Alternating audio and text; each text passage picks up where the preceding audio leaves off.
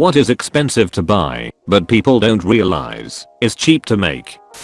Not sure if this counts, but growing your own herbs, basil, parsley, etc. is way cheaper than buying at the store.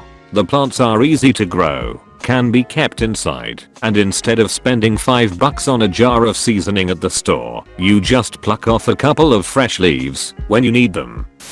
Dinner. Granola. I wish I didn't realize either, because the markup is too crazy for me to justify buying it, but I'm also too lazy to make it myself. I miss granola. I found buying the ingredients from the market was no cheaper than buying pre-made.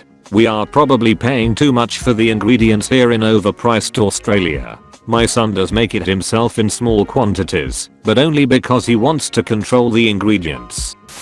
Fudge. I made so much fudge for Christmas gifts this year. It's expensive in a candy shop. It's true that fudge is cheap to make, but for everyone saying it is quick and easy, that is not actually fudge. Real fudge is made by crystallizing the sugar to the exact right size, and it takes precision and care to do correctly. It is far from easy, and it takes time, because you have to watch the thermometer, and it is really easy to mess up. Ultimately it is made from sugar, butter, milk/cream, and possibly chocolate powder or other flavorings, so it is super cheap, ingredients wise. But there is a reason it is expensive in the candy shop. If the recipe includes evaporated milk, marshmallow cream, or chocolate chips, it can be tasty, but it is not real fudge, and not the same stuff you get at the candy shop. Eyeglasses. There's like a 300% markup.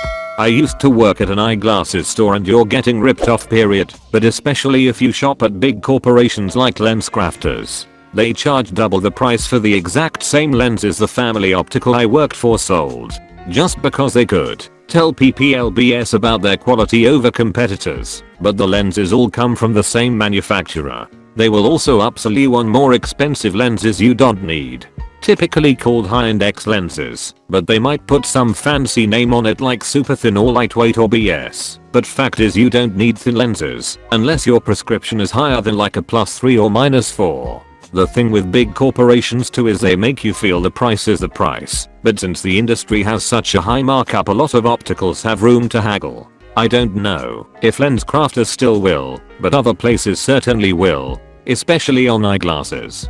Sunglasses are less likely as high-end name brand sunglasses are more expensive for shops to buy so have a lower profit, but the markup on sunglasses is still like 150 to 200%. Also all of LensCrafters' special technology to get the fit right is BS. An optician can manually take a measurement and be just as accurate. All you need to do is mark the pupil and measure it doesn't take fancy machines. It's just a gimmick LensCrafters can use, and then they don't have to have a real opticians on the floor, which costs more than their sales associates. Also don't know if it's obvious or not, but the doctor's offices attached to these store are solely there to get you in the door for the sales store. The doctors can't lie about your prescription, but they will certainly persuade you to go next door as they either work for the store and have quotas they must hit or get a commission from sales.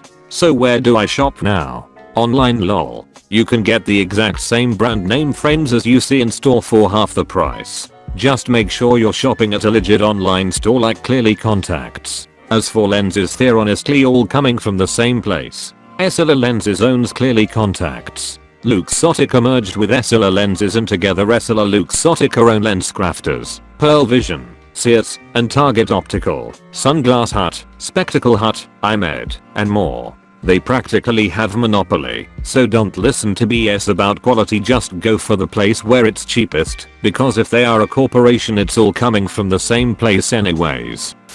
Most of these are not counting that time is worth more than money. Time is the most expensive thing on the planet, and it is not replaceable. Most people's free time is worth more than they think they are saving.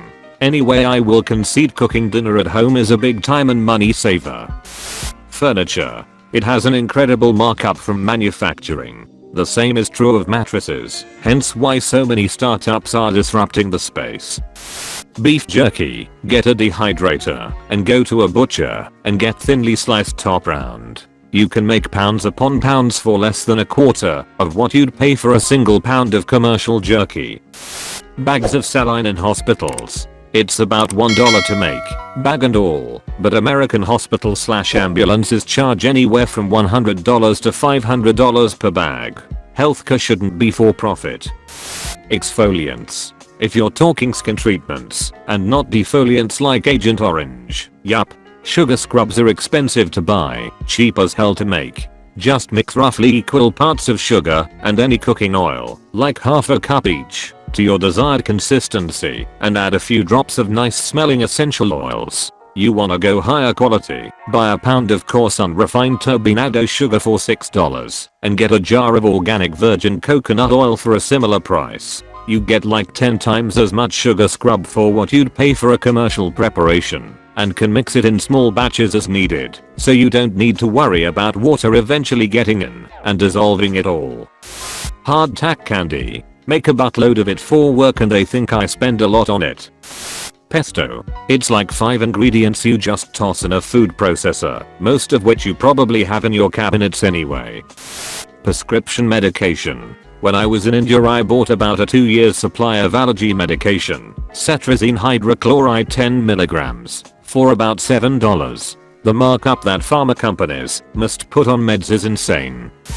Marijuana. Super hardy plants. Easy to grow. Vape juice. $20 for 60 mils. I spent $30 on flavoring, $60 on the nicotine, and $20 for a gallon of the vegetable glycerine to make it. That $110 lasted me 6 months, and then I only needed to purchase another gallon of VG. Designer items. For example, a Louis Vuitton bag is priced between 800% and 2000% from its manufacturing cost. So, the cost to manufacture the bag could be around $200 to $400 with retail price ranging around $1,500 to $40,000.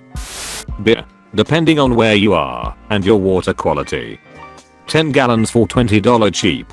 That's 80 pints. And it will taste better than the domestic stuff. The equipment isn't as bad as you think, but the less you spend on equipment, the more it costs per batch. It's still cheap though. Equipment can cost $100. Depends on how much you drink.